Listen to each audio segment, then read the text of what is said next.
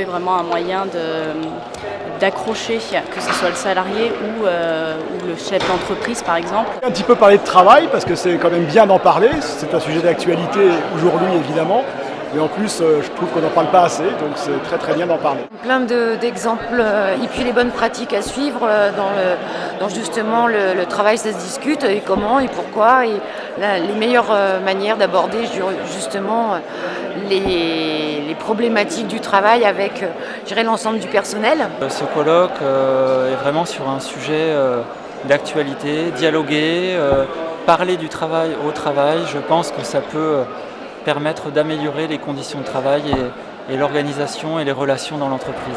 Prendre diverses informations sur tout ce qui était prévention, groupe de travail, espace de conversation et ainsi de suite.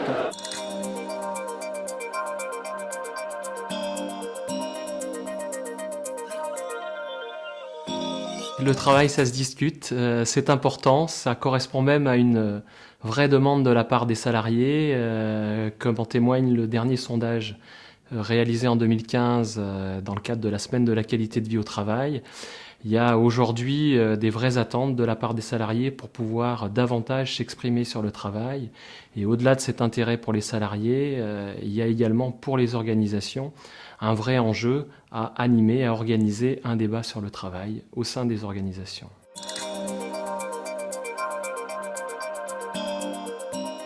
Pour prendre en compte cette parole des salariés, il y a différents lieux, différents espaces.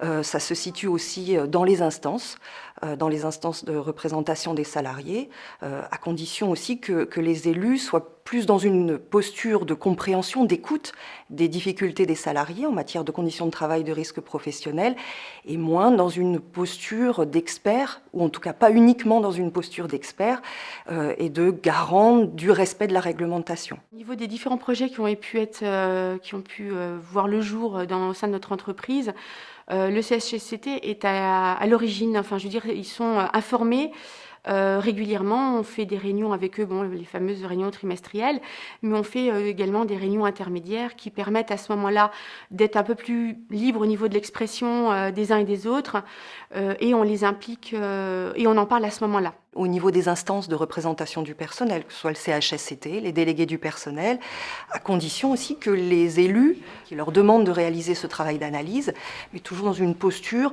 d'écoute, de compréhension, d'aller voir sur les situations de travail comment ça se passe pour le mettre en débat lors des réunions. Et pour que dans ces instances, il y ait de la production d'action. Et puis structurer l'action, c'est par exemple dans un CHSCT, c'est de savoir sur quoi on va travailler. Et ça, c'est un objet, c'est une construction sociale, c'est un objet qui doit faire débat. Et c'est vrai qu'il y a souvent des conflits sur quoi on va travailler. Donc c'est un vrai travail en soi que de le définir. Et puis de savoir comment fonctionner. Par exemple, on s'aperçoit que ces instances sont assez peu mobilisées en amont des projets. Et donc du coup, c'est comment structurer l'action du CHSCT, des délégués du personnel, pour qu'ils prennent en compte en amont des projets, qu'il apporte son point de vue et qu'il puisse y avoir du débat au sein de ces instances qui permettent de réfléchir justement aux conditions de travail et de réalisation du travail. Le conseil, c'est d'impliquer vraiment les membres du CHSCT, qui sont quand même les représentants du personnel, de les impliquer le plus en amont possible des actions qui sont à entreprendre, même des projets, pas forcément des actions décidées, parce que ils sont aussi là pour nous proposer des choses. Ils sont la parole des salariés, donc on peut aussi orienter nos décisions et nos actions par rapport à ce qu'ils peuvent nous apporter. Donc oui, les impliquer le plus tôt possible, leur expliquer, leur faire vivre les différentes étapes des démarches qu'on peut entreprendre dans l'entreprise. D'implication du CHSCT a permis vraiment de renforcer la démarche, parce qu'ils sont les porte-parole des représentants du personnel, mais ils sont aussi la parole de la direction envers les salariés. Donc s'ils sont impliqués, s'ils comprennent pourquoi on fait cette démarche-là, ça permet aussi de faire passer les choses au niveau des salariés plus facilement et de façon beaucoup plus constructive. Je crois qu'il n'y a pas concurrence entre le dialogue au sein des instances de représentation du personnel et l'idée dans l'entreprise de multiplier les espaces de la façon le plus efficace possible. Donc ça veut dire aussi structurer l'action des uns et des autres pour pouvoir avoir des lieux à la fois de remontée d'informations sur les difficultés dans les situations de travail et de pouvoir définir des actions pertinentes. Donc c'est non seulement ces espaces ne sont pas en concurrence, mais ils sont complètement complémentaires. Donc on fait vraiment le lien entre le dialogue social et la prévention parce que pour mettre en œuvre un certain nombre de démarches, si on veut vraiment qu'elles soient pérennes, il faut absolument qu'il y ait un dialogue social. Il faut vraiment impliquer, pouvoir dialoguer avec les salariés, tous les salariés, pour avoir les informations dont on a besoin pour construire une démarche de prévention.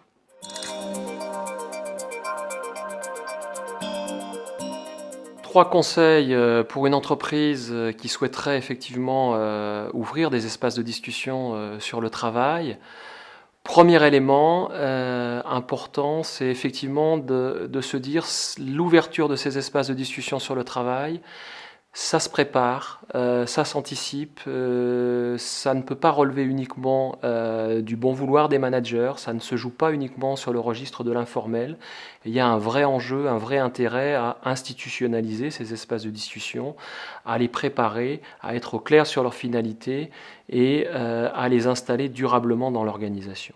Donc nous, on a une équipe de pâtissiers, une équipe de boulanger, une équipe de vente. Dans chaque équipe, il y a un manager. Et donc, on a fait par équipe pour connaître le ressenti par équipe. Ce qui était très, très agréable, c'est que les salariés ont joué le jeu. C'est qu'ils ont, je pense, aimé cette expérience dans le sens où ils ont pu s'exprimer. Et je pense en fait qu'ils attendaient ce travail-là, de pouvoir dire les choses et poser les choses.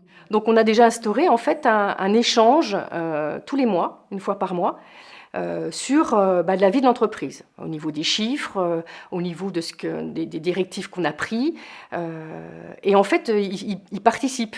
C'est-à-dire qu'il dit, ouais, effectivement, ça peut être bien, mais vous ne pensez pas que si on faisait ça, ça serait mieux. Donc, on a instauré un dialogue. Et puis après, au niveau des horaires, il y a eu beaucoup de travail qui a été fait sur les horaires de travail, parce que bon, dans le milieu de la boulangerie, on commence tôt. Donc par exemple, il y a eu un dimanche qui a été demandé par chacun des salariés s'ils pouvaient au moins avoir un dimanche par mois avec leur famille, voire 2 jours consécutifs, ce qui n'est pas simple, puisque nous, on est ouvert 7 jours sur 7, 365 jours sur 365.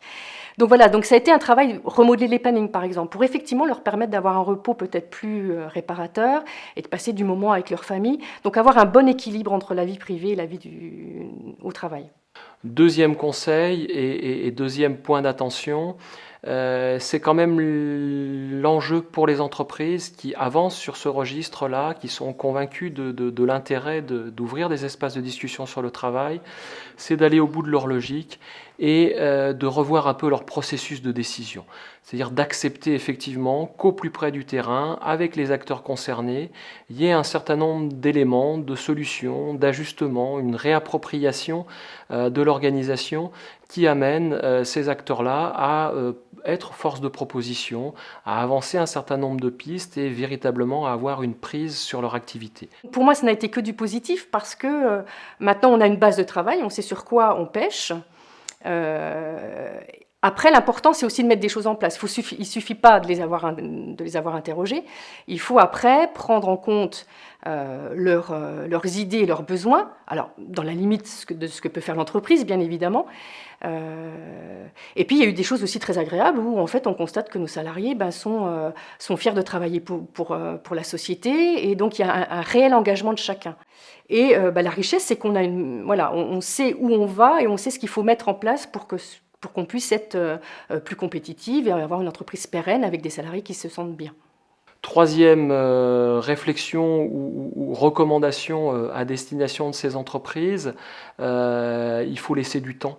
effectivement, pour que ces dispositifs, pour que ces démarches s'installent durablement dans une organisation, il faut que les entreprises, les animateurs de ces espaces, les acteurs qui sont invités à s'exprimer sur leur travail, fassent l'expérience de cet exercice-là, qu'il y ait un climat de confiance qui s'installe, que petit à petit, chacun se rende compte des vertus et de l'intérêt de passer effectivement un peu de temps à discuter du travail, au plus près du terrain, échanger sur les façons de faire, sur les problématiques locales.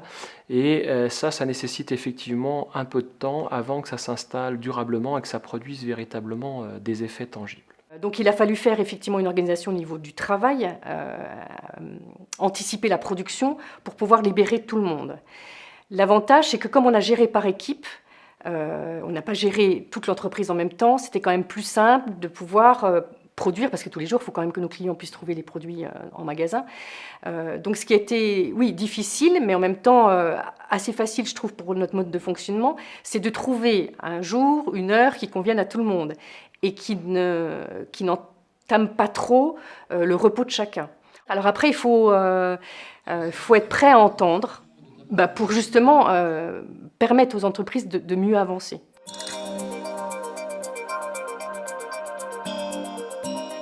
Je crois beaucoup à l'adage celui qui fait est celui qui sait. Très souvent dans les projets, on sous-estime en fait la connaissance et les savoir-faire que les salariés ont sur leur travail. Et ces connaissances et ces savoir-faire sont extrêmement utiles pour la réussite d'un projet. Pourquoi ? Parce que c'est effectivement un salarié dans son activité de travail connaît les aléas, les petits trucs, les astuces qui permettent justement d'atteindre aussi une qualité. Et si on n'intègre pas ça dans la façon dont on va concevoir un aménagement d'espace, un système d'information ou autre, on prend le risque aussi d'apporter des contraintes nouvelles dans l'activité de travail et ça peut avoir un effet également sur la performance. Mon projet, c'était le salon de coiffure, il avait 30 ans, ça faisait 30 ans qu'il n'avait pas été refait. Et je voulais le remettre au goût du jour avec le modernisme, les normes, enfin tout ce qui va bien, quoi. Et donc, on a vraiment tout fait notre possible pour pouvoir être bien dedans, les salariés, moi-même, les clientes, enfin. Si vous voulez, en 6 mois de temps, j'ai pu constater qu'elles étaient moins fatiguées, beaucoup plus agréable pour nous. Et on a un espace de travail, on a une ergonomie autour de nous qui est importante parce que j'ai conservé cet espace où on ne pouvait pas être gêné. Et ça a été pensé, ça a été étudié, ça a été nourri et ça a été réalisé et ça a été bien réalisé. Donc, grâce à ces solutions-là, ces démarches-là, ce dont on s'aperçoit, c'est que du coup, le temps d'appropriation est beaucoup plus rapide. Également, les temps de formation sont souvent raccourcis parce qu'effectivement, on va concevoir des solutions qui sont plus intuitives, qui sont plus adaptées aux besoins du salarié dans son activité de travail. On gagne beaucoup plus de temps au niveau du travail. L'important, c'est de les impliquer le plus en amont possible. Lorsqu'on est dans une étape de conception, c'est-à-dire qu'on est en train de penser à la définition d'une solution, d'une cible, quelle que soit la nature de la transformation, on va commencer par analyser la réalité du travail tel qu'il existe aujourd'hui. Et donc du coup, l'impliquer par des groupes de travail pour échanger sur les solutions, les recommandations, avoir son point de vue sur ce qui est en train d'être défini. Avec les employés, on a travaillé sur le projet pendant plusieurs mois, uniquement par réunion. Ce jour-là, on va le bloquer et tout le monde dit ce qui va ou ce qui ne va pas, ce qu'il veut ou ce qu'il ne veut pas. Voilà. Et après, on en discute un petit peu avec les clientes, ce qui nous permettait de faire des petits ajustements. On va avoir aussi une troisième étape que l'on préconise également, qui sont des étapes de validation, de simulation, c'est-à-dire qu'on va faire tester sur des prototypes, des maquettes, des plans, les futures solutions pour vérifier qu'elles sont bien en adéquation avec la réalité du travail et permettre aussi d'anticiper des effets sur les conditions de travail. C'est une concrétisation du projet. Parce que justement, dans plusieurs têtes, on va amener des nouveautés. En fin de compte, c'est vrai qu'au départ, l'architecte m'a proposé 5 maquettes différentes. Et ah ben non, on veut celle-ci, non, on veut celle-là, ah ben non, en fin de compte. Et au final, j'ai pris ce que le maître d'œuvre m'a proposé, et moi j'ai mis ce que je voulais.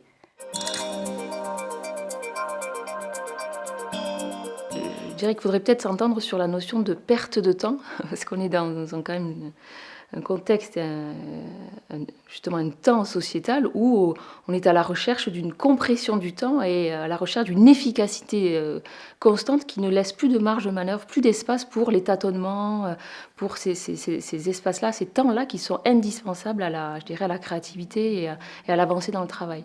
D'où, peut-être ces dernières années, un accord, un consensus, je dirais, sur la pertinence de parler du travail. Voilà. Non pas de se parler au travail, parce qu'on n'a peut-être jamais autant parlé au travail, mais de se parler du travail et de son rapport subjectif au travail surtout. Je crois que c'est ça l'enjeu.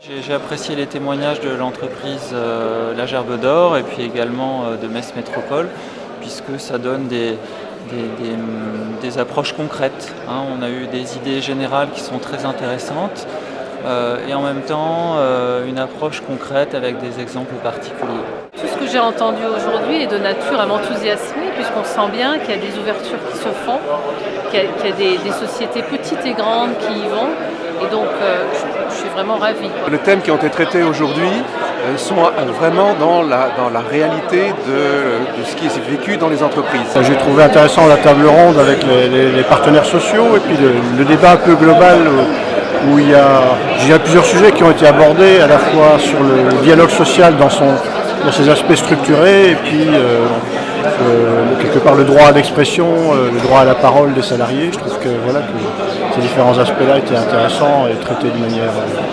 enrichissante. C'est surtout la conclusion avec la conférence plénière, l'échange entre Laure Verrier et Patrick Conjar. J'ai trouvé que ça faisait une bonne synthèse de ce qu'on avait pu voir tout au long de l'après-midi de façon assez concrète.